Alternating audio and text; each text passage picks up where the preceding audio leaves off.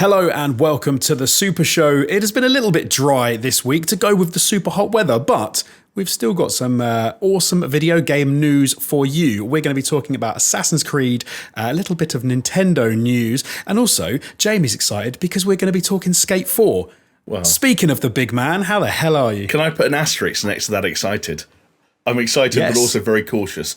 Much the same way I'm feeling about this podcast, because as you mentioned, it's been a bit warm in this country, but to preserve the clear, crisp audio quality that the Super Show guarantees, we've both made the commitment of turning our fans off.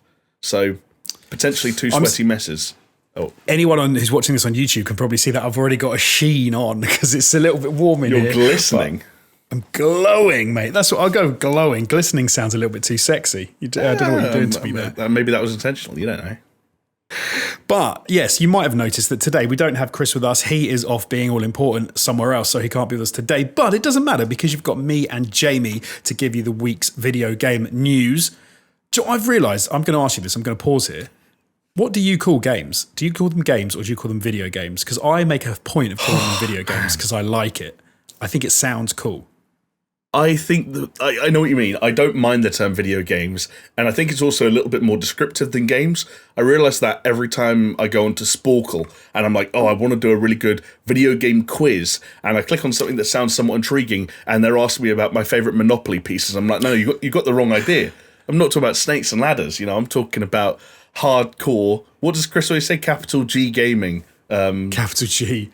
But it always makes me think of our good friend Robin because he is a avid board game fan, right? And they call those games as well. So then I'm like, but I've always liked the term video games, even though they're not video games anymore. It doesn't even make sense. The term that's difficult. It's not games or gaming. It's gamers. Gamers is the difficult term. Are you a gamer? Gamer, capital G gamer, right? Because would you self-identify as a gamer? Would you, like, if you went to a wedding and it was introduced to someone for the first time, would you call yourself a gamer if they asked you if you were one? Two different answers. If they said, "Are you a gamer?" Blew it. I'd say yes. But if I introduced myself, I wouldn't say, "Hi, I'm Alex. I'm a gamer." That's so weird.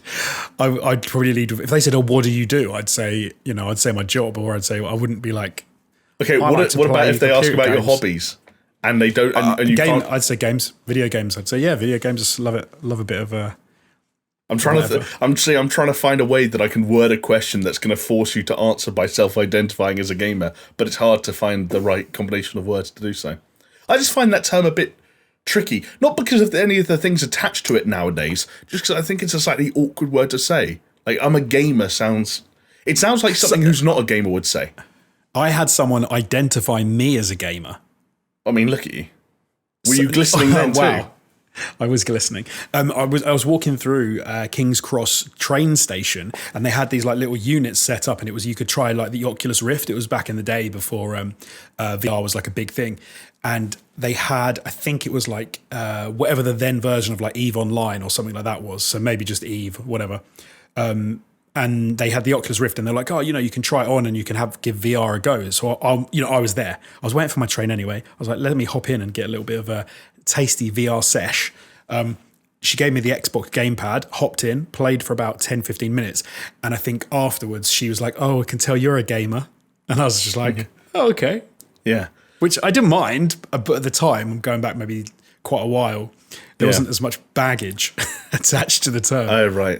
I don't care about the baggage, to be honest, though. It doesn't really bother me that much. I know you said it was a while back. Was your wardrobe similar? Because I've also got this mental image of you feeling well proud of yourself, walking off, then checking the mirror and realising you were wearing your Among Us hoodie, and that's what gave you away. No, so this is before I think this is early days of meeting you guys and working together, so right. I don't think I actually owned any video game merch at that point. So I would have been in very similar clothes, but just like t-shirt and jeans, I guess. I don't really know. Coming up on the 10-year anniversary, by the way, speaking of when we would have met, and not quite when we got started gaming, but certainly when we started working together, very close to the 9-year anniversary is almost any day now. So, 10 years coming up. That is kind of crazy.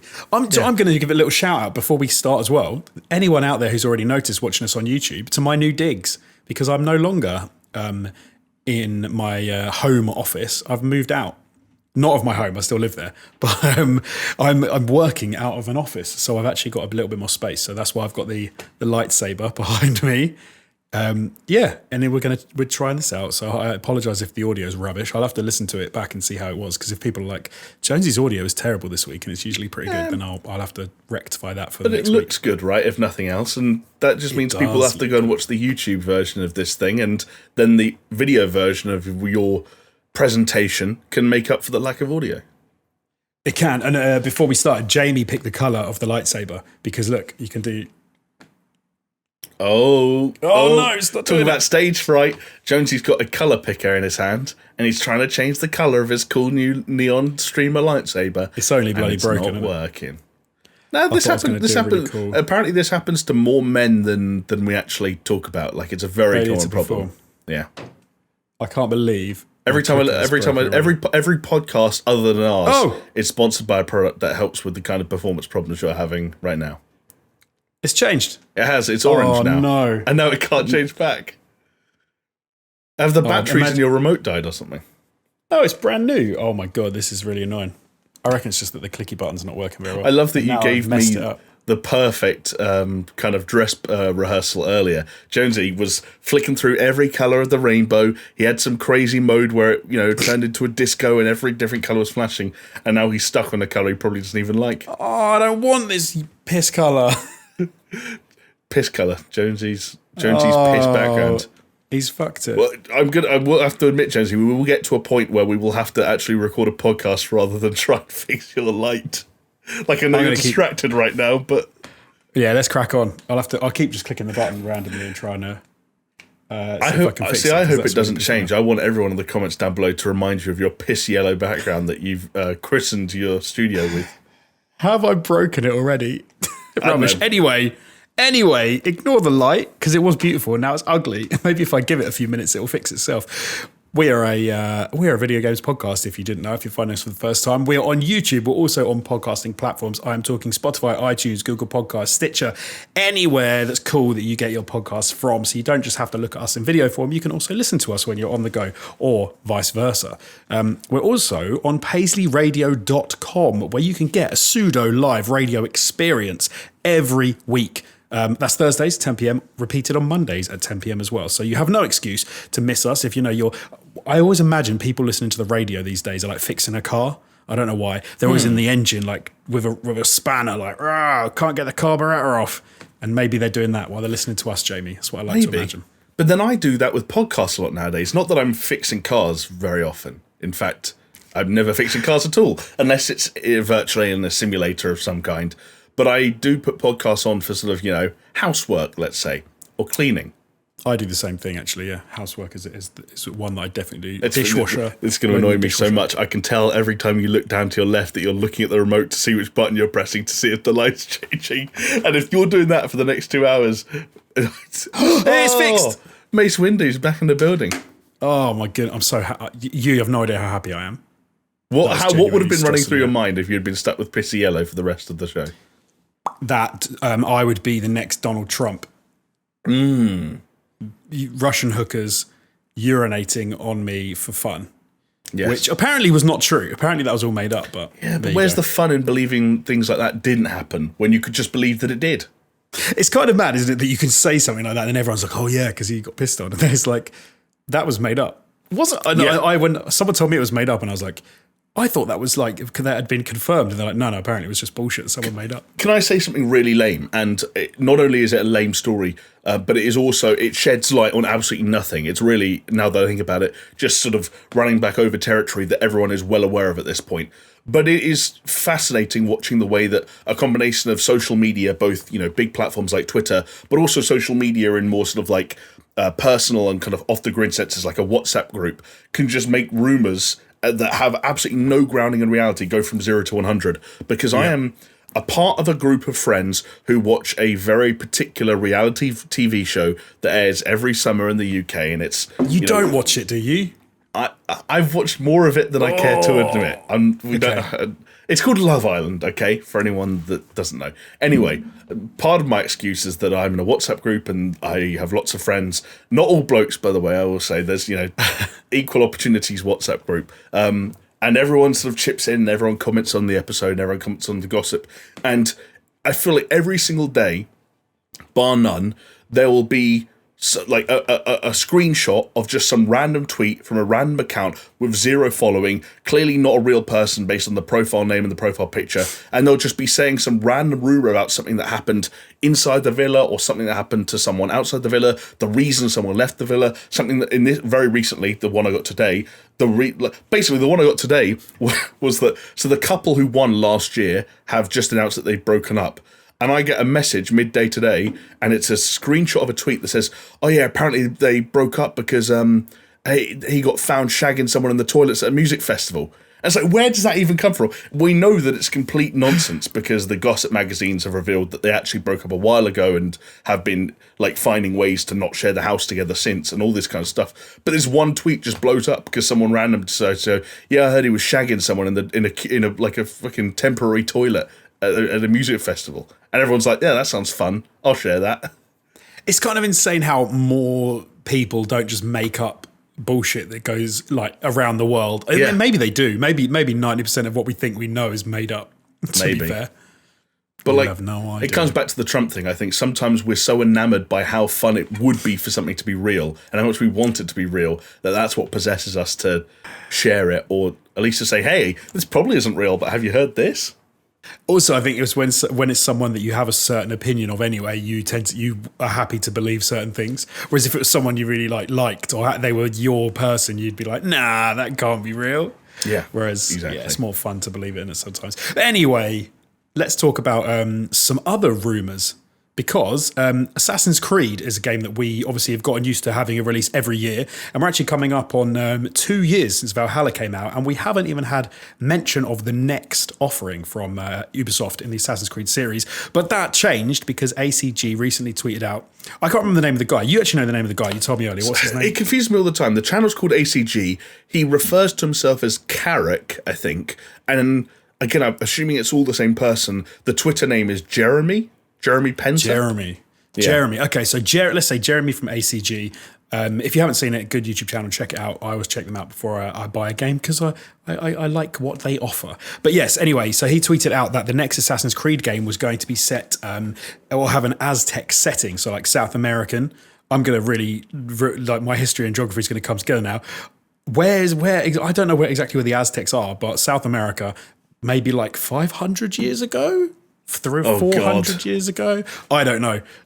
Let's go with like 400 years ago because I'm not really sure. I have no idea. But he tweeted out this and said that's where the next game is going to take place.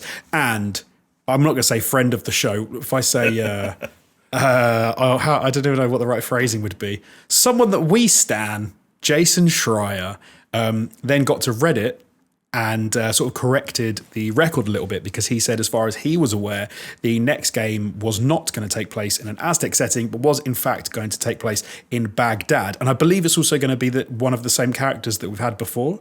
I forget the guy's name, but he was featured quite prominently in Valhalla, where he Basim. I think it's Basim. Is it? Yeah, Basim. Yeah, that's right. He again to explore the nature of like the kind of role he plays in Valhalla would be go into major spoiler territory for that game, but he plays a big role in Valhalla.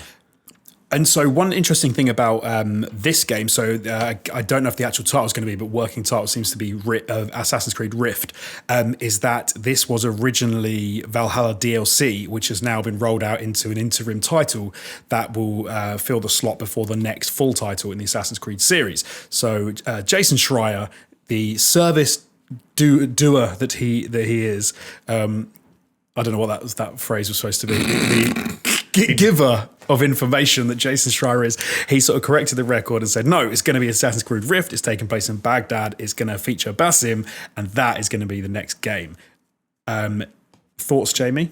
You're going to say that's probably what we'd assume, right? Because we haven't heard anything else about Assassin's Creed, and it seems like they are giving themselves a bit of breathing space before they push out a next full title. Yeah, they are. I think It was weird because, like you said, some of this was already known. The idea that there maybe was going to be some kind of an interim Assassin's Creed before we got to Infinity, which is their big new project, and that it would be slightly smaller in scale, that Basim would be involved, that maybe it would be slightly more focused on old school, more traditional, stealth-based Assassin's Creed antics rather than big, sprawling, open-world action RPG antics that the more recent titles have become associated with. I think the thing that kind of intrigued me about this, though, is that going back to Infinity, and I know we haven't talked about that, established that much yet in terms of this conversation, but it opens up the door for rumours like this to be weirdly real. So when ACG comes out and says, oh, Assassin's Creed Aztecs, I'm kind of imagining in my mind that that could be something they're planning for the future. It could be something that's rolled into or a part of Infinity many years from now. And I can kind of get excited about that, but it seems like that may not even be the case. And so I'm kind of left in a weird spot where the last time they took a significant amount of time off, like you said, this fall will be 2 years since Valhalla, and I don't even know if Rift will make it out in time for fall because, of course, Ubisoft's next Assassin's Creed update is due for September. I don't think they're going to release an Assassin's Creed game with 1 or 2 month lead up. I think it's going to be a Q1 game or something like that, or Q2. And so, like, am I hyped about the idea of the longest wait in the modern era of Assassin's Creed for then an interim game about a character that already featured very prominently in Valhalla? Kind of no. Also, like Baghdad, I'd be lying if I knew a lot about Baghdad or how Baghdad might differentiate itself through different eras of time, which they could theoretically go back to. But it does just kind of give me that sort of West Asia feel that some parts of Assassin's Creed in its past have kind of felt there or thereabouts with. Like, again, geographically, I don't know that that's 100% fair to say. But in terms of vibe, I don't know. Yeah. It's interesting. I think the interesting thing, of course, is with Assassin's Creed is even though they're geographically close, sometimes because of the time difference, the reality is going to be massively different. But because I think Baghdad sounds like a pretty wicked place to have an Assassin's Creed game, more so because I think when they will set it, I want to say this is going to be like 9th century, if we're talking similar to if Basim's going to be in it, then Basim potentially. Basim's a complicated character. Okay, I have not played Valhalla yet. So I've played a bit of Valhalla. I haven't played all of Valhalla yet, so I don't know who Basim is. There's a massive spoiler for Basim that could potentially give rise to this being whatever they want it to be. Oh, interesting. Okay. Yeah. All I'll say is Valhalla went places, and I thoroughly recommend anyone that doesn't want to play 60 hours of open world Assassin's Creed nonsense, at least look it up and try and read it, because no matter what your angle is, whether you're interested in Norse mythology, whether you're interested in what the Animus is capable of, even if you're interested in, let's just say, Desmond Miles of the original trilogy fame, it's probably worth looking up where Valhalla goes. Interesting. I definitely need to get on that. Like I've been meaning to play it for ages, and it was more the size of the game, which is why I put it on a bit of a back burner. Totally. But it's I think one other interesting thing that came out, like we're saying, we don't know, the Aztec thing could be a future thing for the Assassin's Creed series. Jason Schreier has confirmed that when Infinity drops, it's going to have multiple places, multiple timeframes, and is more of a platform as opposed to like a specific Assassin's Creed game. But he said he knows of 2 locations that are going to feature in Infinity, and neither of those are Aztec either. So as far as he's concerned, there is nothing Aztec going on at the moment. But I mean, just because that's the case, that doesn't mean that ACG is wrong. It, like you said, Jamie, absolutely could be something coming in the future. It could be like some other DLC thing. It could feature in another game. Who the hell knows with Assassin's Creed these days? It is anyone's guess. Especially when it comes to Infinity, which just feels like we have the loosest possible idea of what they imagine that thing is going to be. And like you said, it lends itself to any possible rumor or speculation somehow being true. And one thing that caught my eye even about this statement that Jason Schreier made about the future of Assassin's Creed is when he was trying to refer to these 2 locations within Infinity that he knows are not Aztec in nature, he used a bunch of different words to try and describe them. And one of them was biomes. And like the idea of Assassin's Creed... Yeah, exactly. The idea of Assassin's Creed Infinity being a thing that then houses like different it's very strange, the idea that Jason Schreier, who's someone who clearly, through some source or another, is quite close or familiar with this project, and even he hasn't settled on what terminology he wants to use for these locations, is fascinating. I must admit, the idea that Assassin's Creed Infinity could end up being like a Westworld where you have literally like biomes that you come in and you go out, that does sound pretty cool. Especially if as you left one and walked into another, you, almost like Star Trek holodeck style, you put on different outfit to fit in with the place and stuff. I can imagine that could be quite cool, but... Even, do you remember a few Assassin's Creeds ago where they were sort of slowly ditching the animus and putting less emphasis on the player character? You worked for a fake video game developer, and the worlds you were and the ancestors you were loading into were like games, basically, that were like you just sat at a desktop PC and like, I'm going to go to Black Flag now, and maybe it was like, well, let's make that was real. So weird. I didn't really, I wasn't a fan of that. Like, I used to like the way they did the animus back in the day, and it was like this big thing. And then I suppose the overworld did kind of get a little bit too weighty with like the lore and the story of the overworld. So I can see why they maybe shifted and moved around with what they were doing. But totally, you know, I would lie if I said that I had any idea where the Assassin's Creed story in general was at this point. Like, it got so complicated with all the bullshit. Yeah, that's the thing. It got complicated, then it wrapped itself up, and then it tried to avoid the bullshit, then it went back to the bullshit. And certainly between Odyssey and Valhalla, there was some utterly, like, kind of like Wolfenstein 2 levels of, I really wish I could explain this plot point to someone in a way that like they won't care about the spoilers, because I need people to know how utterly bizarre this is. Yes. It's funny. Do you know what's funny? One of my favourite Assassin's Creed games is probably Syndicate. Which that's fair. I know most people would think that's quite weird, but one of the things I liked about that was that they did have bullshit, and it did go a bit wacky. But I liked that they tried a whole load of new things, and it did seem like it was like a fun game, you know, and it was pretty cool. Yeah. But they've done so. If you put together all of the Assassin's Creed games and looked at all the different things they've tried, different ways they've tried to, like, you know, incorporate modern day, the past, you know, the way you play as different characters, it's so confusing. It's almost like they just have a punt sometimes at different mechanics as well. They go, we're just going to try this, and then they just sack it off because it doesn't really work. So yeah, no, totally. Yeah. I know this is the question as old as time itself when it comes to this series, but it lends itself quite nicely to Infinity. Where would you like to see the series go in the future? It's so tricky. Like, so I'm torn as well, because one of the things I used to enjoy about Assassin's Creed games I started playing Assassin's Creed 1 and was blown away. Thought that game was absolutely stunning graphically, incredible mechanics, the parkour of it, like introduced parkour to video games, I would argue, and the way that he like runs around and climbs buildings and things. And I've always loved the historical aspect of Assassin's Creed and show it and almost feeling like you can be there. So part of me wants them to do more of that, but then part of me, to be fair, wants them to go a completely different direction and to kind of go and just like I don't even know, maybe do like go even like cyberpunky and just go through a completely different route, like a futuristic-y, you know, alternate reality, something like that, which I think would be too much for a lot of fans. I don't think they necessarily like it. I know it's about, you know, the animus and stuff, but almost if they went like interdimensional, I think that could work.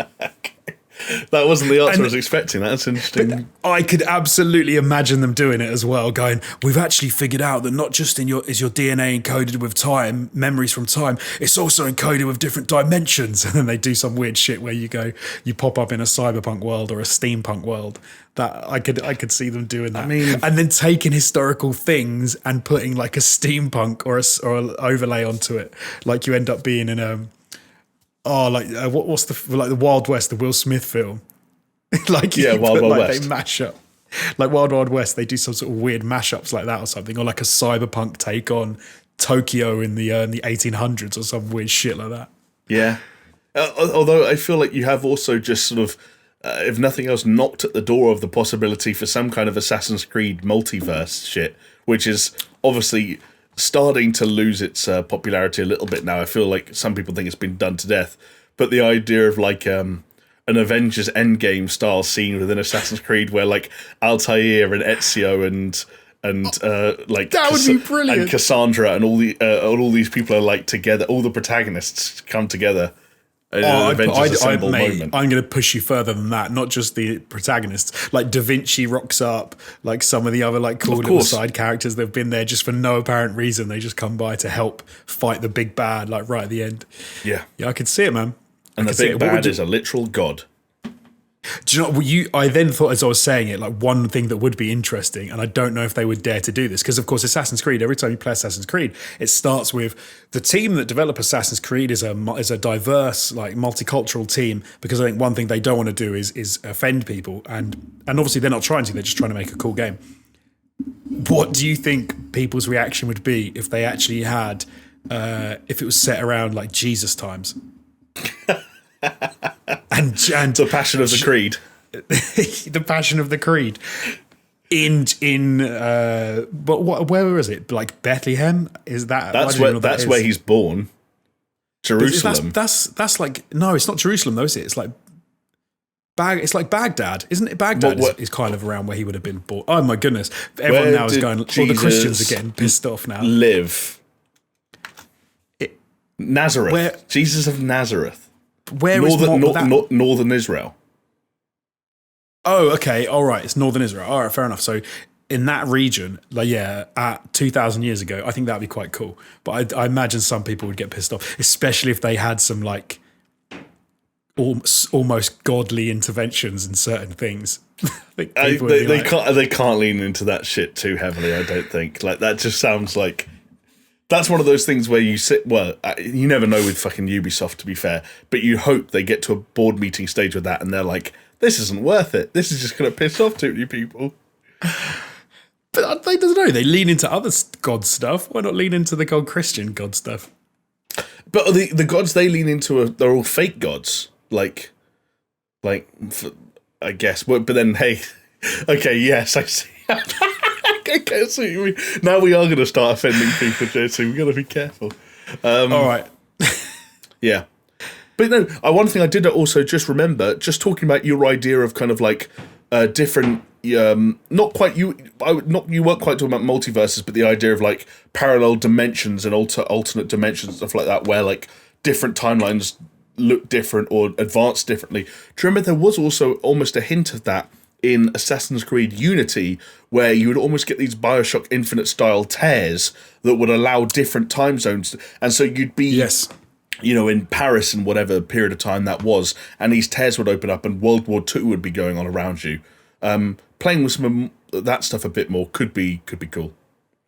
It could be. I mean, that could be wicked. It must be super hard to kind of get all that stuff working coherently and to have a narrative that makes sense. But then they've always struggled with that anyway. So why not push the boat out? So no, it would be cool to see. Definitely, I'd be up for that. What would you go for? What would if you could pick the next setting? It's tough, man. I like ironically, I think now that we're talking about and thinking about Aztecs, I think that would be cool. One of the things that kind of opened my eyes to the slightly more Assassin's Creed-y nature of potentially of Aztec or Mayan civilizations is, do you ever see the film Apocalypto? Yes. Which again, a film I put off watching for ages. I thought it would be like really intense or serious, and then I realized it's basically like 70% of that movie is just a really fucking cool escape film of like him. He gets captured and then he escapes from that tribe and is basically just running through the woods, killing them Rambo style for like ages, and it's super gory and people's hearts are getting cut out and all that fun stuff. And then you get the other thing that I always remember about Apocalypto is, of course, the ending, and spoilers here for Apocalypto, but do you remember he arrives on the beach just as, like, the Spanish boats are all rocking up, and it's that kind of one of those weird timeline crossover things in your head where you realise, like, all these big Spanish armadas and these fleets of ships and that really unique Spanish armour that rocked up on South America occurring at the same time as Aztecs and Mayans were cutting each other's hearts out at the top of temples. It's like, whoa, I think playing with some of those... Hey, did you know these things happen at a similar time? Kind of ideas would be cool. I'm always blown away when someone says, "Oh yeah, didn't you know that these two things happen concurrently?" And I'm like, Oh, I had no idea. But no, yeah, that's one that always comes to mind is like Mayans, Aztecs, conquistadors, and all of that. The fact that they overlapped is bizarre. But no, that would be cool. Maybe that's what ACG was doing. Then maybe it was just wishful thinking, and he was trying to put it out into the ether to try and make it happen. Unfortunately, it doesn't seem like it will be necessarily. But they do a similar thing in Assassin's Creed Origins. Just talk about like the timeline bending stuff, where Assassin's Creed Origins, I think, because it's set so near the end of the kind of the Egyptian, when the Egyptians ruled, and it's set during where like Cleopatra is like messing with like the Greeks and the Romans and stuff like that. So it's like people like Caesar are alive, and it's like, hang on a second, 1 second I'm like climbing up in a pyramid, and the next second we're just talking about the assassination of Julius Caesar, and it's like connecting all those dots. And I think that's Mark Antony was boning Cleopatra, wasn't he? Yeah, it's weird when you get all that crossover.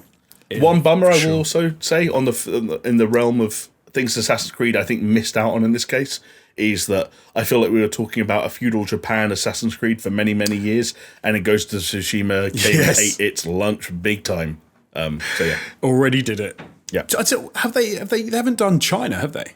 I don't think they did China in one of those weird like 2.5D side-scrolling Assassin's Creed games, like the weird Tales things. I forget what they're called, but yeah, never properly fully 3D.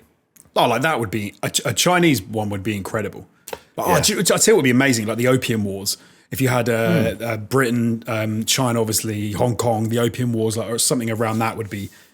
I would find that amazingly interesting purely because I don't know anywhere near enough about it. Which would be like really, really cool. Looking it up, all three of those Chronicles games were actually quite interesting. So the first Assassin's Creed Chronicles China was set in Imperial China in the 1500s.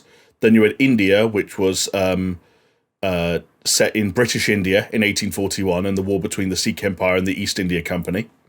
And then finally Russia, which was set in the Soviet Russia in 1918 during the October Revolution. All cool periods with Grand Duchess Anastasia. To be fair, like they're all great settings to do a mainline Assassin's Creed game. Yeah. I wouldn't mind if they redid some set. Like you mentioned Syndicate earlier, like if they found a good excuse to come back to Old Blighty, I'd be all over it. Slightly biased, of course, but yeah. Well, they did, of course, with Valhalla. But in a different way. True, very good point. I didn't think about it that way. I was too busy raping. Too busy raping and pillaging to get to notice where you were. Yeah. There's a great. Have you watched? what is it called? Is it called? I think it's just called Vikings. That sort of like comedy Netflix series, which is a comedy. About the Vikings. I know that there's a show called Vikings. Not Vikings. What is it called? Oh, I'm gonna have to look. I don't think it's a comedy. No, it's not that one. There's another one. I haven't watched the drama that Norseman. Norseman. Yeah, Norseman is very funny, and there's a whole bit in that where they rock up in Britain, and they sort of like get onto the beach, and then they just see this table of Brits who are just all. I think they're all like religious, like nuns or monks or something, and they're all like sitting around going, "Hello, it's lovely to be here. How wonderful we all are!" And the Vikings just run over and like just start stabbing them and just kill all of them, and take all their stuff. And that was the dumbest thing about Valhalla is because they clearly really wanted you to care about and sympathize and empathize with the Vikings than the Norwegians who you were playing as.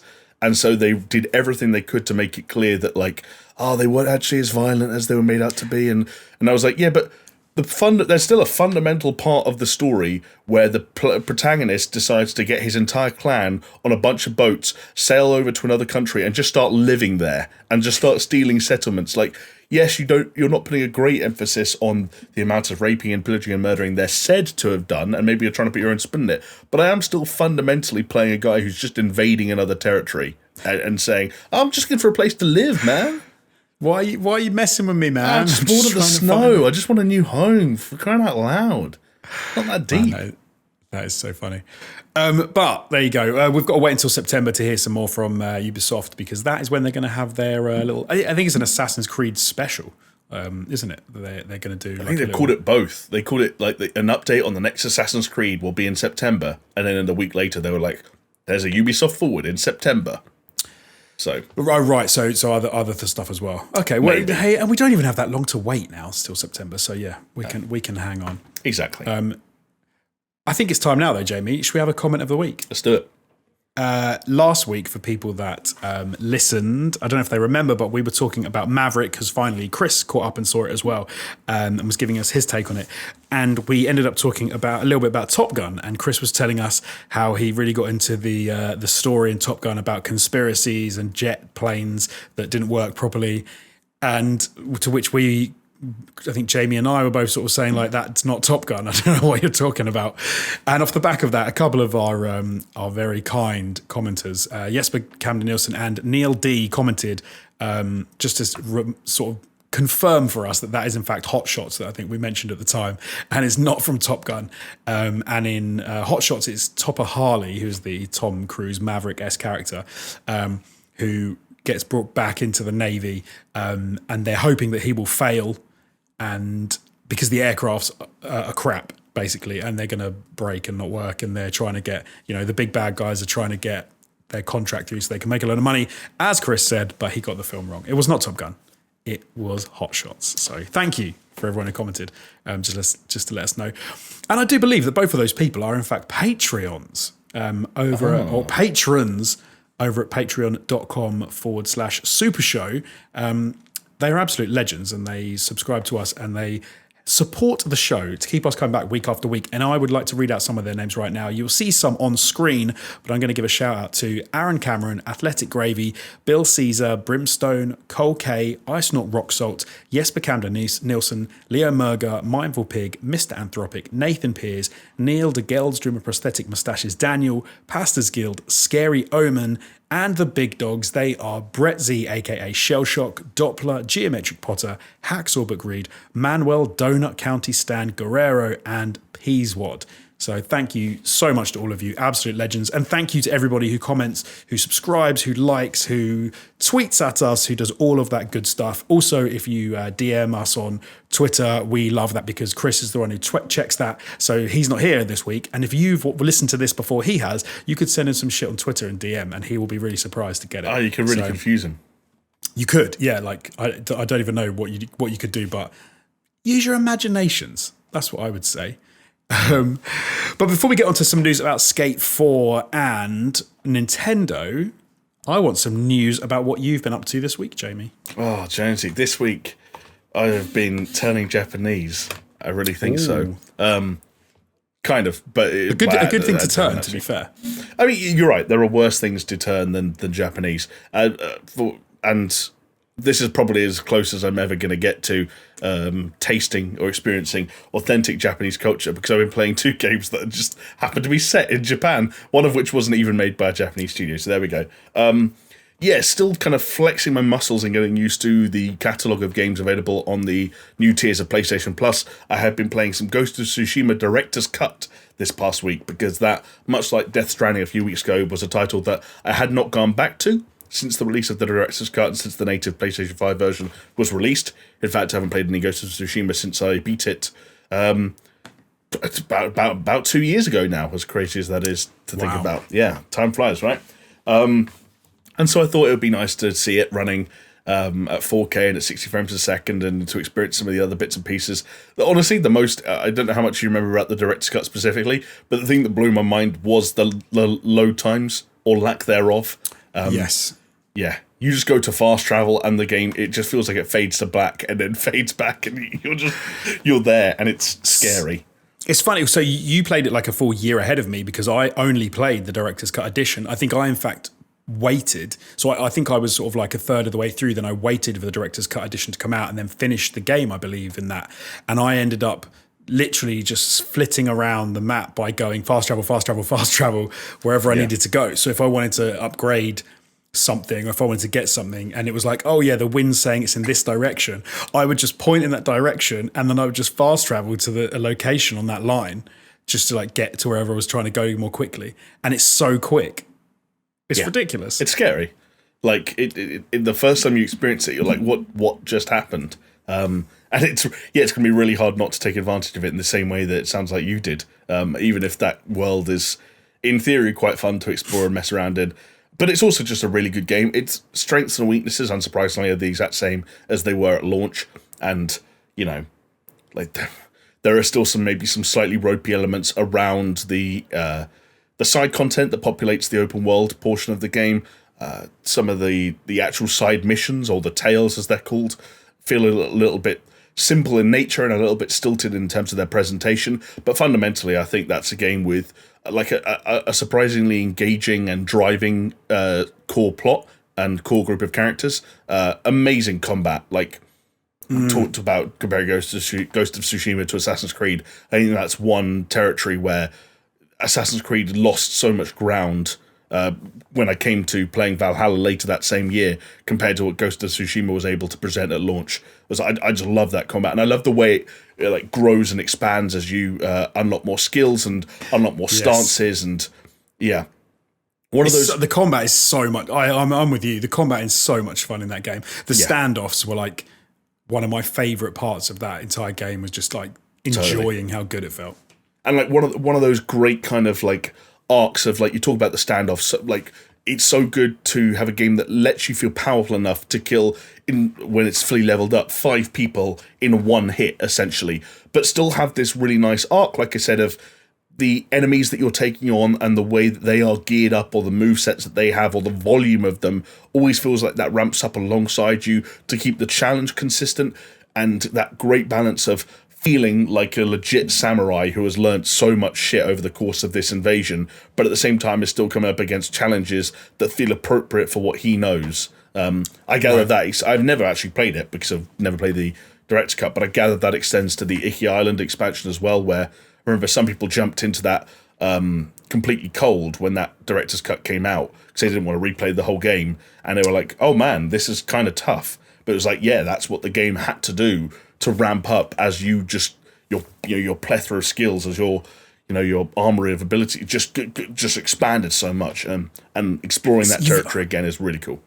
Well, see, I haven't finished the Iki Island expansion, and just like talking about Ghost of Tsushima, I'm like, damn man, I need to get back into that. I need to do my Iki Island stuff, because it's such a cool game. Like you said, even the areas where it does have weakness, I think where its strengths lie make up for that in spades. It's like just so well put together. It's funny actually, because obviously just talking about Assassin's Creed and Ubisoft, I don't know if this ever happens. I would love it if Ubisoft went and spoke to Sucker Punch and were like, can we have a chat about ways in which you think we could improve on some of the titles we've made recently? Like, how have you integrated this sort of combat? And that would be pretty cool if that did happen more. It would be interesting. And yeah, like the funny thing is, like, you think about it, and there's a lot of similarities in so much as that they're both games. I know Valhalla switched over to the kind of the Dark Souls style shoulder buttons for light and heavy, for example, but they are still games where you're tackling a number of different enemies at once that come at you with a number of different weapons and styles often associated with those weapons. And it's that very familiar, if you look at Ghost of Tsushima's like face button layout, it's that very familiar of circle is a dodge, and if you double tap circle, it's a roll, square's the light, triangle's the heavy. You Ghost of Tsushima didn't have lock on at launch, but it does now. And so, like there are things like Arkham style things that you can quick use by tapping R1. You throw it, like your kunai, and L1 is block. And go figure, if you time your block well enough, it becomes a parry. And if you do a really good parry, it's a really good parry, and so on and so forth. Like hold L2 and you get your bow and arrow. Like a lot of those things are exact one-to-one replicas of what Valhalla does, but yeah, it just doesn't. It doesn't feel right. Valhalla doesn't nail the feel of that third-person combat, and it doesn't nail the feel of that. Like I said, that kind of that up ramp of getting more and more powerful, because Assassin's Creed's power is driven by numbers rather than actual abilities and changes in technique and changes in scenario. And I know I'm a big fan of numbers going up, and that's why I finished those games, because I like the numbers going up. But Ghost of Tsushima's like, no, your number's not going to go up, but you're just going to learn a stance that is really effective against dudes with shields. And if you put more points into that stance, you'll learn this combo that is, an offshoot of that stance that is really. And all of a sudden, you're compiling all these layers that pile on at just the right clip, that you're picking them up as you go, and you're unlocking something, using it, adding it to your brain, your memory bank of tools that you've got, and then moving on in the game with that in mind. Whereas Assassin's Creed is like, I'm just mashing R1 until this person dies, except my axe is in theory 100 power better than it was 6 hours ago. Yes, in which case it does more damage, which means I don't have to mash it quite as many times to take out the guy. Imagine if Ghost of Tsushima was like, ironically, Ghost of Tsushima does have an upgrade system for your core blade. It's one sword that you have throughout, but you can upgrade it. But Ghost of Tsushima is never as simple as, just mash R1 until they die. If you go into the game with that in mind, you won't make it past the first few encounters. Or normal. And it's almost ironic because if obviously Ubisoft also make For Honor, which really does a focus on not numbers going up, but like combat, stances and everything. Yeah, exactly. So it kind of, you'd think that they would have more of a handle on of the midpoint between what Assassin's Creed is doing and the numbers going up, and what Ghost of Tsushima is doing and using stances and things, and maybe that they could have drawn on some of their For Honor influence and in future games to give you a little bit of something else. But yeah, it wouldn't go amiss. And just get away from that whole really stupid skill tree, like that skill tree that just looks massive, and it only takes you about half of the game to kind of get over it. There's a lot that Assassin's Creed could and like the repetitiveness and the grindiness of some of that combat was what really bored me towards the end of Valhalla. I don't know how talking about Ghost of Tsushima has turned into slagging off Assassin's Creed Valhalla, but Valhalla was like a disturbingly average game relative to how much time I put into it. So what other Japanese-inspired game were you playing? This one, set in Japan, and also not quite modern-day Japan, I think 80s Japan, but actually developed by a Japanese studio this time. I've been dipping back a little bit into the world of Yakuza. Because, I don't know how you feel about this series, but it's one that I've always been aware of and had on my radar. Yeah, I'd had it on my radar for a little while, and the problem I always had was that the first Yakuza game I bought and wanted to give a go in earnest was Yakuza 0, because I remember that came out on PS4, I think it was early 2017, and the reviews were like, this is really good, and because it's a prequel, it's a good point to get in. And I started it, and I fell off, and I never went back to it. And then, I think it was 5 and 6 came out after that, and they were both well received, but I'm not going to jump in at the 5th or 6th entry, and even, the fact that Like a Dragon was a focus on a different protagonist and had the turn-based system wasn't enough for me to go this is the one. And all of a sudden, they've just been ramming them all on Game Pass. And this was the week where the final bunch, I think it was 0 and Kiwami 1 and 2 or something like that, got added. So now every single Yakuza game, I believe, apart from weird titles that never made it out of Japan and the weird zombie games and all that kind of weird shite, the spin-offs. Every mainline Yakuza game is now on Game Pass for Xbox and PC. And I was like, fuck it. Let's play a game where you play as a member of the Yakuza in 80s Kamurocho and running around with a really over-the-top melee system. And yeah, and it's been interesting. I'm still not convinced Yakuza's exactly for me. Right. But the combat is quite fun. I think praise. Here's the thing about it. When Yakuza's combat is flowing and it feels as impactful as it can, and you're pulling off these crazy, flashy special moves, they're super cinematic, and it knows exactly how to deliver these really cool, empowering moments. But a lot of the kind of the beat-to-beat action in a Yakuza game, especially as you've got this meter that fills up, and the more the meter fills up, the faster you're throwing your punches. So there are these times where you don't have much momentum. The kind of the dodge parry system and the block system aren't super refined or that well explained as well. And so sometimes some of these fights feel a little bit sort of off kilter in a way that didn't really do it for me. It's also got a very strange, unique brand of exploration, which is just that the open worlds aren't massive, but there is a lot to do. And so you're kind of running down these narrow streets that, in a GTA game, you'd run down the whole street without thinking twice. In Yakuza, you run the same distance. You've run past 7 different arcades that have an actual one-to-one remake of Space Harrier inside it. So just getting used to kind of taking advantage of some of that stuff. I will say the writing seems really strong. The performances and the cutscenes are also very good. It's engaging in a weird way, But again, I'm not 1,000% sure I'm a Yakuza guy at heart. So, yeah. It's interesting because you sort of saying that you've been playing it. I actually saw someone else tweeted out saying that I think there's something like everyone should play Yakuza 0 if they haven't played it because it's incredible. And the series is one that I've wanted to dip into in the past, but just haven't. But yeah, the fact that they're all on Game Pass now, I keep seeing them on Game Pass as well. I'm keep like, oh, maybe I should actually think about playing them. But like we said before, too many games, not enough time. Yeah, because they are also quite long, in spite of the fact that they're not that big in open world terms. They're dense, so it's like that could be like I believe with 0, it's like a 30-40 hour commitment. With more I have a way around that. It to be. I do have a way around that. I just don't finish games. That works.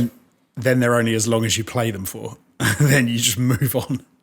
I like that way of thinking. Yeah, that's like food. Food's only as unhealthy as the amount of it you eat. Like, exactly. You can't just stop eating it. You can't guilt trip me when you see me at the front door picking up 2 extra large pizzas. I could have 1 slice and put the rest away. You don't know how much of this I'm going to eat.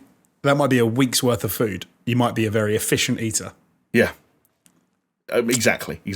And the other thing that like doesn't help with food and also doesn't help with the games that we're talking about is that like the service scene continues to get more and more bonkers.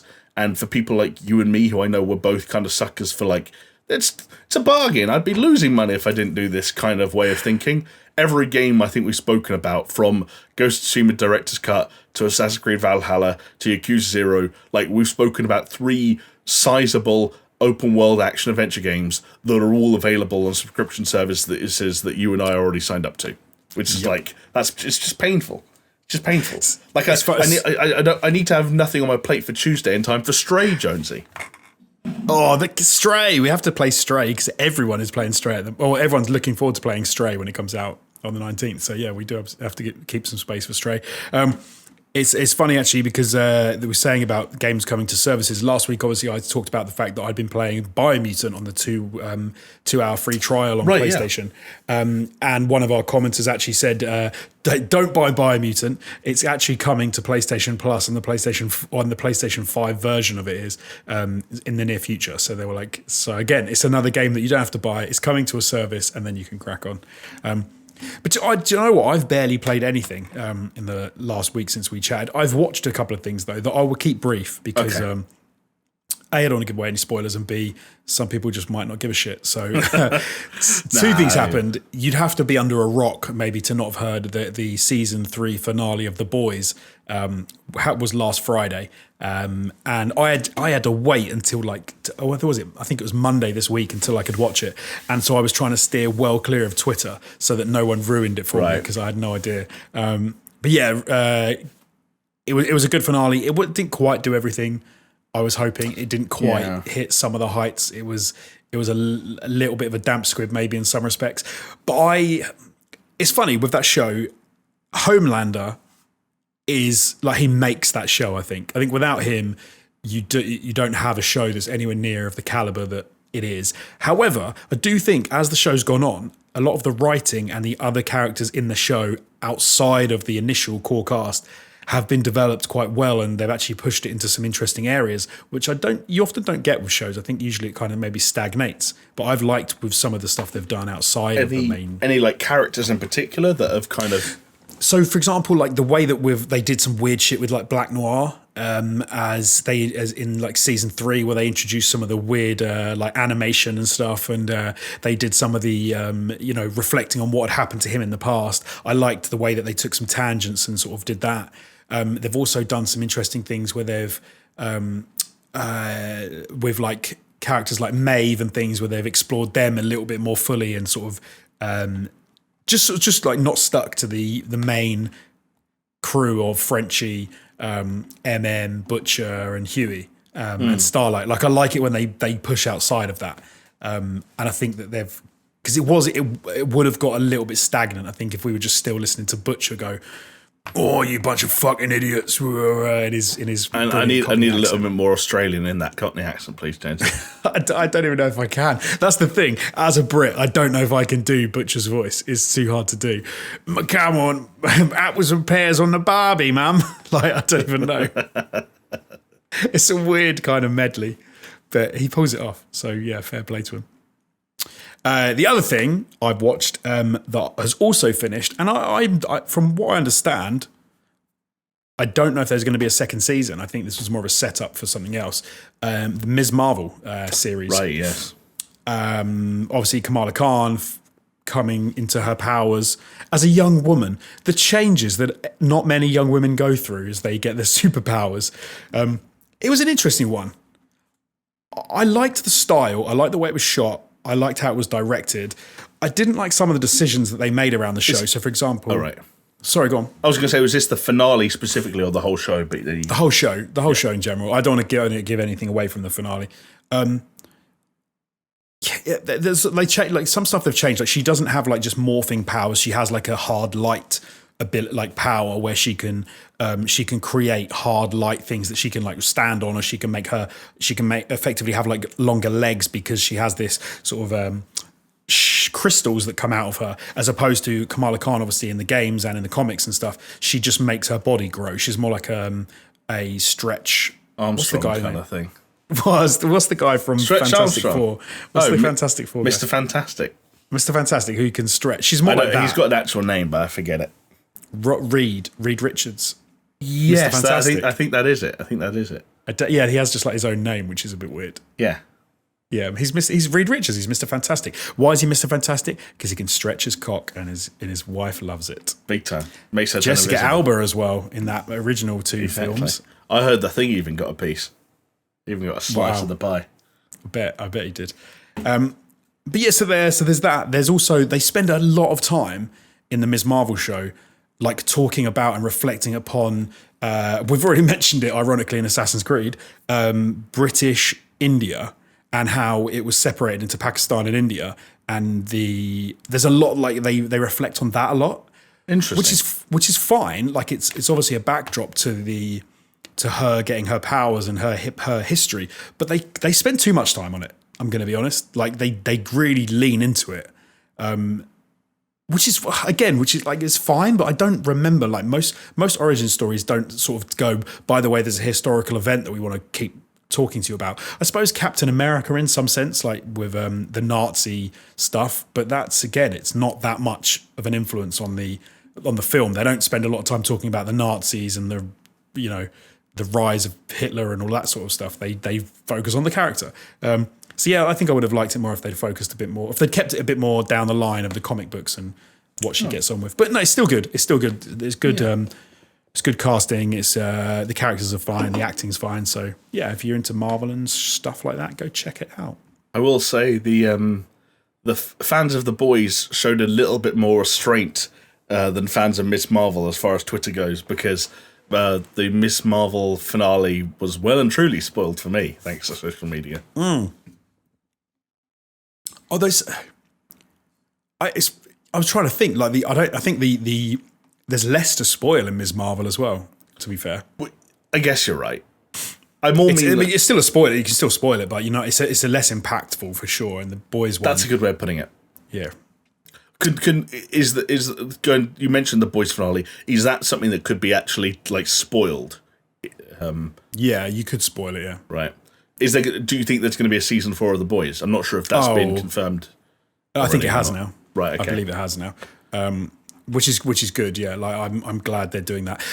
They're in a weird place now because it's going to be madness. Like I can't imagine where it goes. Right. Okay. That's fun, right? No, it is fun. But what's interesting up to this point with the Boys is they've been playing, and I wasn't that keen on it. They've been playing with like being very on the nose with politics and kind of hinting that Homelander has a Donald Trumpian-esque. Like not even esque, like he's Donald Trumpian, sure. And even like I don't want to spoil it because it's it wouldn't be a spoiler, but they literally use things from Donald Trump era politics in America that they've put into the Boys. I've seen a few things, but I don't know if it's necessarily political, but like cultural maybe. Cultural and celebrity culture.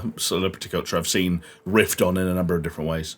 they've even like phrases and stuff that you might hear from like Trump supporters versus like the Democrats and little things like that. Like, and it's so even I don't know if they ever said like "Make America Great Again," but it's that kind of thing. And then right. And it's, you know, it's very on the, like, it's so obvious. It's not hidden. It's not like it's not nudged at you. You're not nudged with it and gone, hey, look, this might be related. It's like, no.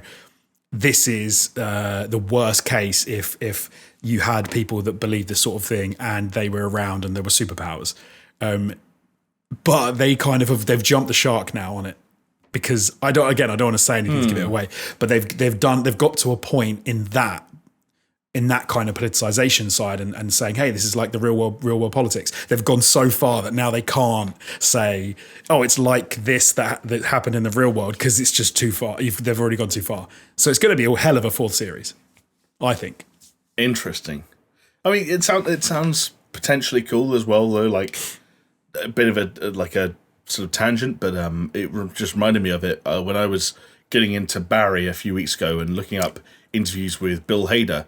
One of the things that he talked about was how and who knows how true this is with retrospect, it could just be a fun thing to say as a writer, but at the end of season 2, they intentionally wrote themselves into a corner where they were like, let's throw as much as we can and put ourselves and these characters in as hard a position as we can to give ourselves the challenge of then writing ourselves out of that corner and then growing again. Okay. Wow. It's a risk if it's true, but that is a risky maneuver. I wondered if there's a bit of that with what you were talking about. I think you might well be right. Like the way that some stuff goes down, you're like, okay, this can only go in one direction, and it's going to be fucked up. Like, so I feel like I need to get you to. I really want to know now, but I've also I know I shouldn't. I've seen seasons 1 and 2, so I should just fucking watch season 3. Watch it. But yeah, like season 3, is it also season 3 goes weird. Like it goes, to be fair to them, the stuff that they do, which is overtly a simile of the real world, or like a caricature of the real world, like Nazis and like white supremacists and just like over the top, you know, stuff, is they just lean into it. And actually, to be fair, it's better that they did, I think, rather than just kind of allude to it. But that's the thing. I think they're going to have a problem with is how do they keep following that path? Do they keep leaning into, you know, parodying real life, or do they pull back and do they try and actually make it into its own show, it branches off into its own thing again? That's the question I have for season 4. And I think, as you said, they've written themselves into a corner, and I would love to see how they're going to get out of it. Yeah. Well, I'm sure we'll find out when season 4 rolls around. If you haven't seen it, Prime, watch The Boys, because it is mad. And Homelander is such an evil fuck, but he's such a great character and he's so well acted. Homelander's brilliant, like genuinely brilliant. Yeah, insane, brilliant, but brilliant. Okay, anyway, we've done enough rabbiting. It's time to delve into a little bit more news. And one story that Jamie said he's a little bit worried about is the fact that Skate 4, that we've actually been talking about for a little while now, since a couple of leaks came out, has now been officially titled Skate, which I hate it when they do that, when they just drop the name, like number conventions, and just go, no, we're just going to keep it pure, Skate. It's also going free to play, it's going cross-play, and it's going to have cross-progression across PlayStation, Xbox, and PC. But we don't know about last gen support, so we don't know whether it's going to be on the PS4, Xbox, etc. at the moment. I love every time they say cross-play, cross-progression. I'm all into it, especially free-to-play. I think that's super important if it's free-to-play. I think that's wicked, Jamie. Where do your apprehensions begin? Okay, free-to-play, fine within certain parameters. Cross-play, love it. Cross-progression, love it. Skate, not so hot. Look, I've been trying to break this down in my head for a little while.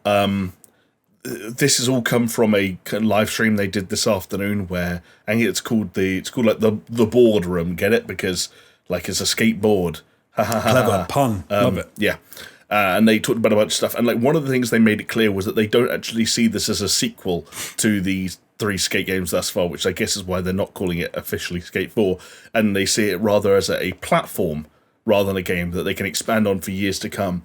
I think I actually heard it has got. It's not just Skate though, is it? The name it's Skate Infinity, I believe. I think that's what they're playing. Yeah, and like so, I think the idea of an Aztec expansion for this, like grinding down a mine temp, like it's great. No, yeah, I'm very conflicted because I think if you presented to me up front the idea of a free to play skateboarding game from EA, I can start to kind of piece together how that gets fleshed out. And I also think it's very easy, and I actually do take them at face value when they talk about the fact that there's not going to be pay-to-win elements, and they're not going to like block off area of the maps behind paywalls and all the things you'd be worried about in a skate game. Like I've seen a joke going around like, "Oh, pay $4.99 to kickflip." I don't think for a second they're going to do anything in that nature. I think that we're probably going to get a pretty well fleshed out skate game. I think they're going to try and rope in some kind of progression and leveling system. They're going to tie that leveling system to a battle pass. I was going to say battle pass, of course. Yeah, exactly. There'll be an option for a premium battle pass. There will also be a premium or a virtual currency, and then that virtual currency can get used to buy a bunch of things from the store that will primarily be cosmetic in nature, but maybe they think of a few other bits and pieces to throw in there along the way, like. I don't even really want to speculate which direction they could go in that beyond cosmetic. But like, hey, if you pay $16.99 right now, you can skate around this world as a panda. And hey, like you're heavily inspired to do so in this game more than previous skate games because this is a free-to-play game, so millions of people are going to play it. It's cross-play, so like you're playing with all your friends. And because it's a platform, you're going to be running around this open world surrounded by other skateboarders. And you're all going to be grinding the same rails and jumping off the same ramps. And again, to go back to where I started, in theory, nothing about that scares me that much. And I actually am not super worried about the way that EA could theoretically monetize this in a way that's predatorial or that corrupts the nature of the game itself. It's just an asterisk next to a title that I thought was on such a positive trajectory. Right. I mean, because everything we'd heard and seen seemed to be going in the right direction for a sort of a more traditional skate sequel, right? It seemed to be, no, they're really working on the mechanics. They're really trying to nail how the game feels. They're not even that concerned about graphical elements at the moment. They're just trying to make the game feel good. And then the next big thing here is free to play. And then it's, Jesus Christ, what have they done? It's like, it's the reverse of the state, the expression. This is a case of 2 steps forward, 1 step back. So, i.e., still net positive. But and I like you kind of hinted at. I remember talking to you and Chris about this a couple of weeks ago when the pre-alpha stuff started coming out, and like, hey, here's what we've been working on. Here's early footage of the game. I remember being so encouraged by that level of transparency being present at that stage in the development of a video game that we weren't afraid to show off like wireframe player characters and completely untextured or whatever open world environments and so on and so forth. Like everything, much like Dead Space, where they were like, hey, here's a live stream where we're just going to talk you through what the plasma cutter sounds like right now. Like, I love that transparency. And then in the space of one stream, to find out that this isn't Skate 4, they don't consider this a sequel to the original trilogy that I love so much. They consider this a platform rather than a sequel, that it is a live service game, that it is completely free to play, and that there will be a certain amount of microtransactions that come with that territory, no matter, as I said, how the lack of invasive or predatorial nature notwithstanding. It's still just, like I said, it's an asterisk that I have now, as of this evening, had to put next to what was up until this point one of my most anticipated games on planet Earth at this point in time. And that sucks a little bit for me. And I want to give them the benefit of the doubt. I don't think it's going to butcher this title, but I think that we have been burnt before, and we have been burnt by EA before. So I'm going to forgive myself for throwing caution to the wind ever so slightly. No, I think you're right to be cautious. I think that I can see why you have concerns regarding. I think, and the main concerns, if I'm gonna, as someone who hasn't played any of the skate games, I think if I had to say like, I have similar concerns, it was going to be is the game and the gameplay and everything going to be the main focus, or is it going to be, hey, we can make money out of the fact we're releasing another skate title? If they nail the game and it's like, look, people are going to play it because it's wicked, therefore we'll be able to sell skins, we'll be able to sell decks, we'll be able to sell whatever, all cosmetics in-game tied to Battle Pass, whatever. So that's how we'll make our money. Amazing. Great. Love it. If it is going to be, hey, this is a way to make money because there's a whole bunch of people out there who would do anything to play another skate game. So actually the game doesn't have to come first. The money-making process comes first. And then we attach a mediocre skate game to it. That's my concern. I think, it's hard to not think of something like Riders Republic and how, although that was fun, that was cool, it was enjoyable. I think something of that caliber, gameplay wise, visuals wise, I think wouldn't do skate justice probably in that sense, because it felt more like hey, this is fun, you can be wacky, but it didn't feel like they were going gameplay first. Yeah, it was more about. You mentioned Riders Republic. You look at like Ubisoft as an example, and all their like free to play ventures so far, but the ones that have come out or the ones that we've seen, it's like. Roller Champions was a complete dud. Hyperscape didn't work at all. There are major red flags around things like the free to play Ghost Recon title. We have done an entire podcast taking the piss out of X-Defiant, which hasn't had the balls to show itself in daylight since. Like even at major studios dealing with major IPs, like. Trying to take that kind of free-to-play angle and trying to boost the player base and then monetize in other directions can lead to some very messy titles and some very messy experiences. And I think it would be a real shame if the, up to this point, good name of Skate was sullied in the name of a ultimately failed free-to-play experiment, when I think the alternative is just take your time, make a really good skate game, and release it for $60, and I genuinely think millions of people would have bought it. Again, I still think this is a net positive situation when you look at everything going into the development of Skate. And I do take a lot of the developers at face value when they talk about the extent to which they are prioritizing the gameplay and the feel, and the reason that those play tests are, already abundant at the moment is because they want to get that stuff right. Like I said, it is just, I didn't want to have to put an asterisk next to one of my most anticipated titles, and I have done now. No, I think fair, absolutely fair to do so. Also, one thing that I suppose is good is that as this game is being developed by a new studio, Full Circle, that EA have put out, which is and some of the creative leads are guys who created the original Skate games. So at least you haven't got a whole new development team, I suppose, getting involved in this from scratch, which is something to be hopeful for. I mean, yeah, I guess so. I feel like there's also a part of me though that feels like if you go back through the dawn of time, and certainly if you include Kickstarters and Indiegogos in the mix, and tally up how many times the original creator or the original developers of something being involved in a project was a good thing versus a bad thing relative to the final product, I think it would be a pretty even split, in all honesty. Shout out Mighty Number 9, but yeah, it's. I guess it's a good thing. Having veterans on board is rarely a bad thing. I feel like that's a safe enough statement. So just a couple of little bits just to make sure we cover off before we move on. So EA have said that the game it won't feature paid loot boxes, and any paid stuff in the game will be primarily cosmetic in nature. Take that from that, you will. Primarily is obviously a bit of a scary word in there. But they have said that it won't feature any pay-to-win mechanics or map areas that are locked behind paywalls. So, yeah. So I suppose it remains to be seen, really. What would a non-cosmetic microtransaction in a skateboarding game look like, in your opinion? I can't even picture it.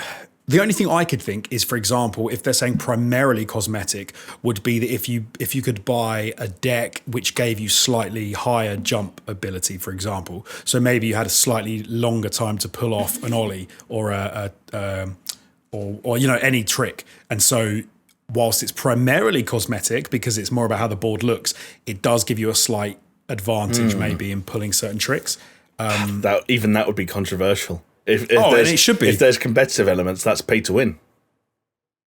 Yeah, well, no, well, is it pay to win? I suppose maybe it's in the sense that people get really annoyed around Warzone and they say like, "Oh, you're using the filth gun to do for whatever." If there's a if it's a competitive game mode and there's a skateboard that makes you go faster that you have to buy, that's pay to win, Jonesy.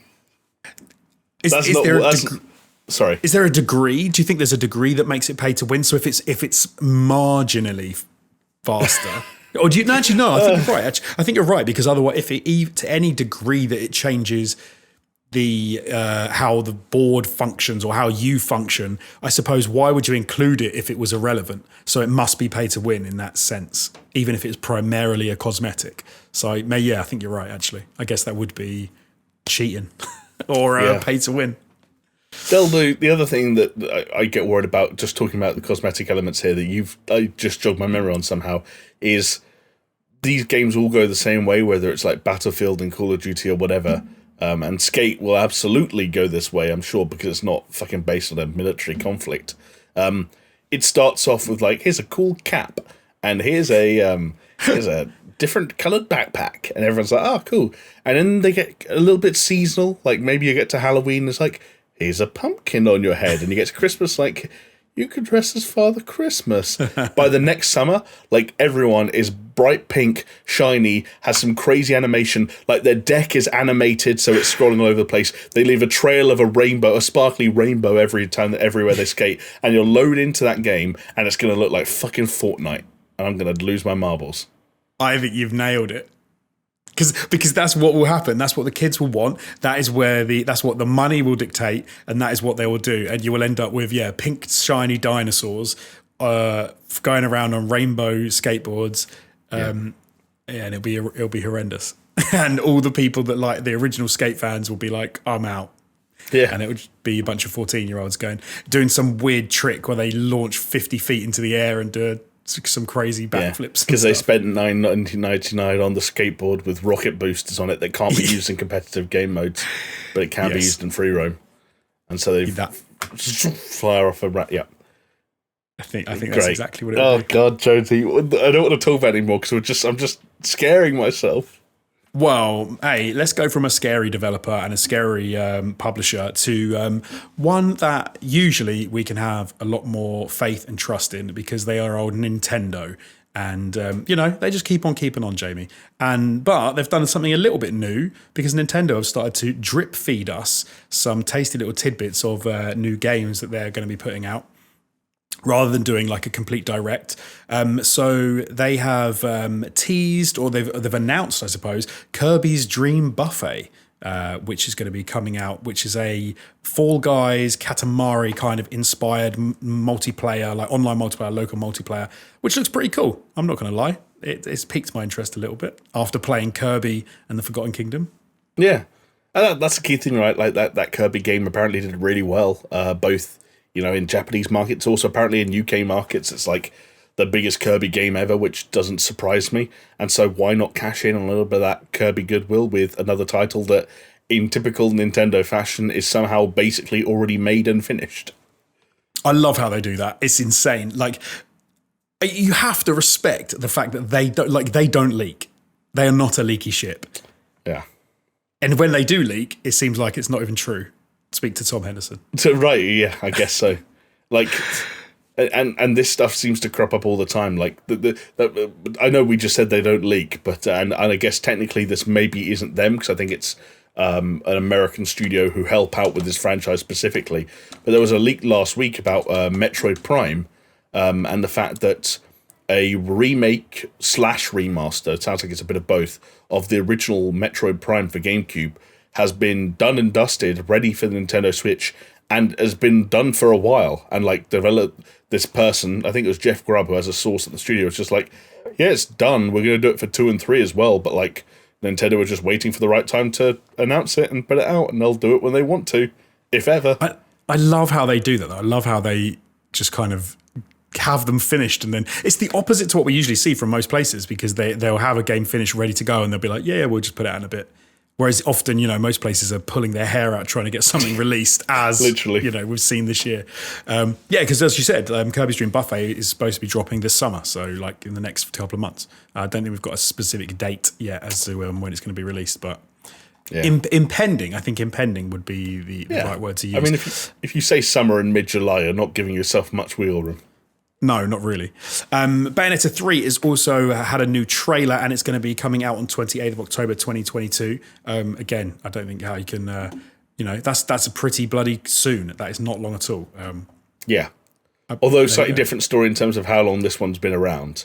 We've known about this for longer, obviously, but I've never played a Bayonetta game. And after our little chat before the podcast, maybe this will be the first Bayonetta game that I ever get. Yeah, but can I tell people what piqued your interest?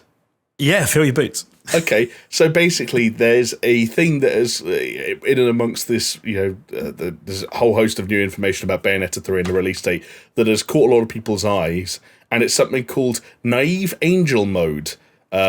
There's essentially a toggle on and off thing that, player's choice, that is a nudity censoring mode, because there are certain animations and sequences in which Bayonetta essentially loses her clothes, maybe during certain moves or during some sort of, let's say, heightened outfit swaps.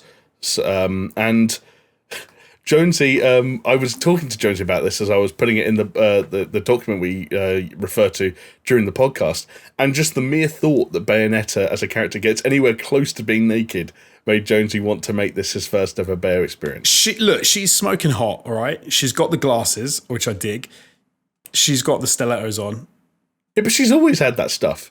But now I know that she's going to end up sans clothes after a couple of crazy flips. Also, but like always with the vitals covered up, and only of course, come on, it's family friendly. Come on, it's a Nintendo Switch exclusive, so she's not. You're not seeing any whatever you want to call them. Shall I give you the actual quote from Platinum Games, which they've said on Twitter? Please do. They've said, we've added the revolutionary Naive Angel mode to Bayonetta 3 so more people can fully enjoy it. By turning it on, you can play it right in the living room without having to worry about what's on screen, we think. Nice. I want to know if the we think is like, so without having to worry what's on screen, we think, or whether it's what's on screen, we think. It's like they're not sure.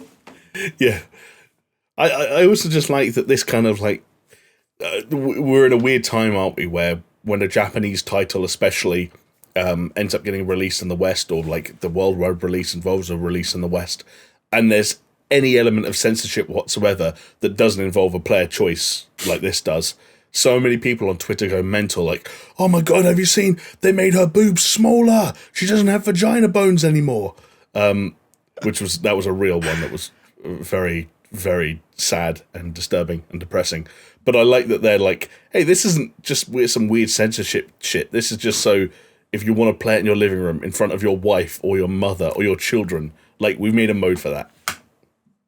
I've actually found a little video here which has got which you should definitely check out, anyone listening to this. If you head over to Platinum Games on Twitter, and you can actually see a Naive Angel mode on, Naive Angel mode off, and so I'll describe it for you because you can't see it. So in the off mode, in one of these scenes, she's completely naked, but she has like a ribbon obscuring the goods, like swirling around her, so you only see some like thigh, some stomach and stuff like that. But in the Naive Angel mode, she's completely dressed in a catsuit head to toe.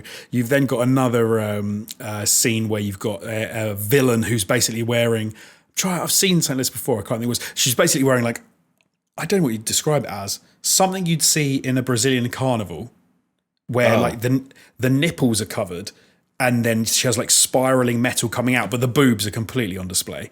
Like a Janet Jackson, no, not even a Janet Jackson kind of vibe. No, like it's like a Princess Leia. Less than that, like you can see through the swirls though. Oh, right, okay. So you can see all boob, but just no nipple. But then if you put it onto the Naive Angel mode, she's basically wearing a bra over the top, so you can't see anything again. Which, yeah, fair enough. What's the fun in that? And then there's another one where she's wearing, like, Bayonetta's wearing some insane, those really high waist, like, the sort of like, what do they call them? Like bodysuit, which looks like it's going to cut your vagina in half. It's like proper, like comes straight up like this. Like a mankini. Oh, okay, sure. Like, whereas like Y fronts that have been put around you, over your shoulders. She's wearing one of those. Wow, okay. And then in the Naive Angel mode, she's covered up. So there you go. To be fair to them, there is a big difference. I can imagine if you were a kid, this is where it's really going to hit. If your mum saw you playing it with the Naive Angel mode off, I think you'd get in trouble if you were under 14, let's say. Right, maybe. With it on, I think you're okay. Sure. Because your mum's not going to play the game. She's going to see that and she's going to go, not in my bloody house. And she's just going to take your Switch off you. And she's going to lose the plot. That happened to me on the GameCube. Die Hard Vendetta. She heard one swear word. She couldn't even see the screen, but she took it off me. That's the thing. They know this. They don't have to see like full-on boning. They just have to assume that's what's going to happen later on in the game, which doesn't ever happen in a Bayonetta game. But your mum and your dad aren't going to know. They're only going to see that little bit and they're going to get the wrong idea that you're playing some filth when you're not. So... this is fan service. You can turn it. I wonder if you can turn it off and on. I'm assuming you can turn it off and on the fly. Oh, I'm sure. When you're playing it in the living room, you put it on, and when you're playing it in your bedroom, you turn it off. When you no longer want to be a naive angel, then when you want to be a knowledgeable devil, that's when you can turn it off. Absolutely. And then in a last little bit of Nintendo news, let's move on from Bayonetta and nudity and boobs. Nintendo have revealed the first special edition Switch OLED themed around Splatoon 3. Yes, and they've also acquired a company, apparently, which they're going to rename, a CG company, which they're going to rename Nintendo Pictures. Jonesy, can I ask a quick favour? Yes. Can you say the name of that game again, please, with the Squid Kids? Splatoon 3. Splatoon 3. Splatoon. No, I prefer Splatoon. Splatoon 3. Splatoon 3. I don't know why that caught me off guard. Yeah, a game I could never get. A game I could never get into. I must admit. You know what? I bought Splatoon 2 on the Switch. Obviously, the first one I think was a Wii U title, so that was a wash. But Splatoon 2 I had a good time with, and in the early stages of the Switch, where there wasn't that much first-party support, and everyone was looking for something to play after Breath of the Wild, I was like, yeah, I can take this to work and play it and tether it to my phone and do a bit of competitive splatting. But Splatoon 3, I don't know if it's just because I haven't been paying enough attention at the recent directs and the recent trailers, but there's nothing about it that's really grabbed me yet. But we'll see. It's out in a couple of months. I think I played Splatoon 2 at an event, and it was exactly what I'd always imagined. And was like, yeah, I'm not into it. There's nothing wrong with it. No, there's nothing wrong with it, but it's inky kids who can just glide around in paint. And I'm like, yeah, all right, it's not for me. I'll move on. Yeah, but at some point you got to get out of the paint and start shooting. Stop blasting. That's where the real fun is to be had. That is where the real fun is to be had, to be fair. Maybe I'm just not very good at the blasting.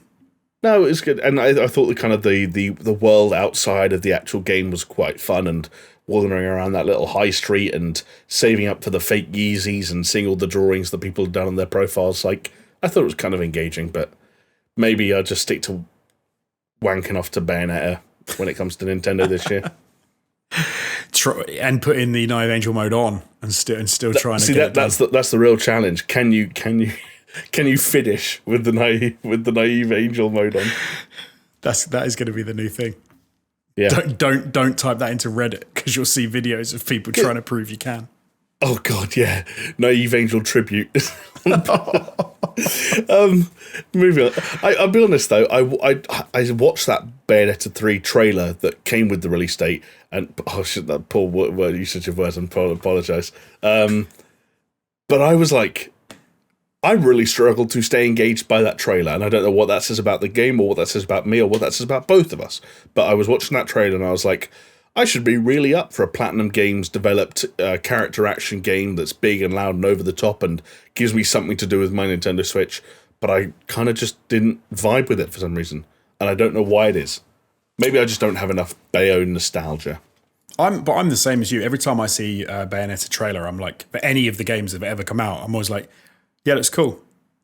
Don't have any desire to play it. Which is a bummer, because it was one of the kind of the horsemen of the Nintendo Switch exclusive apocalypse, there was always that thing of like, you would talk about how they would release a first-party title every now and then, and we'd talk about, oh, they just released Kirby, they just released it. And then there were these sort of things hanging ominously in the future, and it was Metroid Prime 4, and it was Breath of the Wild 2, and it was Bayonetta 3 that was amongst them. And now one of them is going to come out, and I might not be feeling it. And now I'm all of a sudden like looking at that Switch, and I'm like, what am I 100% like unquestionably looking forward to for this hardware? And I don't have that many answers. I thought you were going to say you looked at your Switch and went, what are you? What are you for? I mean, what do I have you for? There is a certain amount of that. I mean, you know as well, I guess I'd tell the folks at home, I got my email today from Valve about the fact that my pre-order slot for... No, my actual ordering slot for the Steam Deck is up now. And I have, at the time of recording, 3 days to both make up my mind and stump up the cash for a Steam Deck before I lose my slot and have to wait until it's just readily available off the shelf, so to speak, the virtual Valve shelf. What are your thoughts at this point? I don't know. It doesn't help that it's come at a bad time where I do technically have the money. Bad time. If seriously, if this email had come in a month or two ago and I'd be like, well, that's an easy no, and now it's a much harder no. Right, the decision's already made for you. No, I'm not saying that, but it is. No, sorry. In the part, like it would have been made for you a couple of weeks ago, or whatever, and now it's not. I had the same deal when the Valve Index. Right, yes, I remember that. Because I was on the shortlist for that, and then when I got my offer to buy it, like £700, I was like, no way, like I can't afford this shit, and just let it ride. Didn't do it. So yeah, if you're because how much is it? Is it $399? Is it? I can't even remember. I think the one I pre-ordered was the big boy edition, but the email I got didn't include the price. Shall I see if I can find the price? But I just said complete your reservation. It expires at the 17th of July at 9:27 a.m. Steam Deck 512 gigabytes. If you don't complete your purchase by this time, we'll automatically cancel your reservation. That is. I'd love to know what there are sort of number of people who go through with their pre-order reservations. I mean, I think it's got to be more or less like there or thereabouts, because I remember we were speculating at some point whether or not my pre-order slot would almost get shifted forward as they started shipping them and people were not following through. But I think my email has come just about when it was predicted to. Okay. Maybe even slightly later, actually. So hold on, what one have you gone with? 512 gigabyte. So the big boy. Go on, what's the damage? Stop pulling faces. Is this current or is this a speculation? If this says... I mean, I could just open up Steam. This is from the 1st of March. This says it's £569. See, it could be. It could be. That is... like, Jesus. The 64 gig version... Yeah, but who wants 64 gigabytes? Yeah, it's rubbish, right? And that's £349. And then you've got a 256 SSD... which is $459, and you got the big boy, as you said, which is the 512 gig SSD storage, carrying case, Steam Community Profile Bundle, premium glass, exclusive virtual keyboard theme, and that's $569. Yeah, I'm looking at it right now. I've got a pop-up. I've just opened Steam. Account alert. Your Steam Deck is ready, but held only 2 days. Complete your purchase, blah, blah, blah. Steam Deck 512 gigabyte, £569 sterling, which is weird, because if you, I suppose for a gaming PC that can run all the games that the Steam Deck is capable of running, that's actually not that bad. Like, that doesn't sound bad to me. You're looking in the ballpark of a laptop, for example, that probably would struggle to run most games. Exactly. I was going to say, like a £500 to £600 laptop would not be particularly worthwhile in the current market. I think it could. I think it would probably squeak by with like a lot of games, but I don't think it's going to be able to run everything the Steam Deck can run. So yeah, I suppose in that sense, £569 is not bad. Yeah, it's tricky, man. Can I be cheeky and say £569 for anyone listening is $673 US, given the current exchange rate. Thank you. If anyone has any thoughts, please do let me know in the comments down below. I'm being deadly serious. Either someone who has thought about the Steam Deck and gone for it, thought about the Steam Deck and pulled out, or better yet, got a Steam Deck themselves. Because I tried to watch some reviews in this past week to kind of settle my nerves, and all it did was made me more spicy. And I realised that this conversation has come off the back of me looking at my Nintendo Switch and wondering whether or not it's dead to me. But I feel like there's a part of me that wonders if the Steam Deck will be different. But am I being crazy? I don't know. In some sense, I think you are being crazy, because I think the Switch does what it... because I think the Switch does what it does very well, and it does, although it struggles with first-party games, there are a lot of games on the Switch. Like, there are a lot of games that you can pick up and play if you really want to. But that having been said, I don't think the Switch is comparable to the Steam Deck in its ability to play in a good fashion a lot of the games that, you know, the Steam Deck can play. It's a league above the Switch, realistically, when it comes to like PC gaming. How much you want to play those games handheld, I suppose, is the thing which really just makes the decision, right? Yeah. Do you want to sit at your PC? Because you've got a good PC. I know you've got a good rig, so you can sit at your desk and you can play some games. You've got a PlayStation 5. You've probably got an Xbox Series X. So that's the question. But no, don't worry what I'm saying. As Jamie said, if anyone knows, I don't know. I don't have a Steam Deck. If you have some insider information, if you own one, or if you just have an opinion, why don't you let us know in the comments down below this video on YouTube, and let us know what you reckon. I must admit, I'm completely torn. I don't know. It's. I mean, your summary just then sounded pretty negative to me. It sounded like you were trying to get me not to buy it. For me, I think it's a lot of money, but then like I sort of thought myself out of that, because I was like, actually, if you want to play those games then that's not that much money. Yeah, but no, you could be right in both sense. Like, it could be good value and a lot of money, which I think is true. Yeah. The other element you're forgetting is if I don't buy the Steam Deck, then I can't bring the Steam Deck to your house for you to have a go. Which, that's a big bummer for you. Get the Steam Deck. Yeah, I thought so. But yeah, that's hey, I think that's all we've got. That's all the news we've got, Jamie. We've a pretty tidy pod today. Yeah, we kept it under tight. the 2 hour mark, so that's not too bad. The only things left to say are thank you to you people out there. Thank you so much for watching. If you're watching this on YouTube, don't forget that we also are on podcasting platforms. And if you're listening to this on a podcasting platform, don't forget that you can also go to YouTube and you can have a look at us. Come over, leave us a comment down below. Tell Jamie any of your insider information about the Steam Deck. If you've got one, tell him what you think of it. Is it worthwhile? Is it just have you got a Switch and then a Steam Deck next to each other and they never leave the shelf, and all you do is play on your I don't even know, your Xbox, your PC, or your PlayStation 5? I think that'll be the kicker, because what I know Jamie doesn't want is another paperweight, an expensive paperweight. Don't forget we're on paisleyradio.com as well if you want to check us out over on there. Thursdays 10 p.m, Mondays repeated at 10 p.m. And I think that's pretty much it from me, Jamie, from my new little pod digs with my Mace Windu lightsaber, not piss yellow, nice and purple. You know now to never change that colour again, because that remote is broken. Yeah, that remote is broken. I'm going to have to see if I can fix it.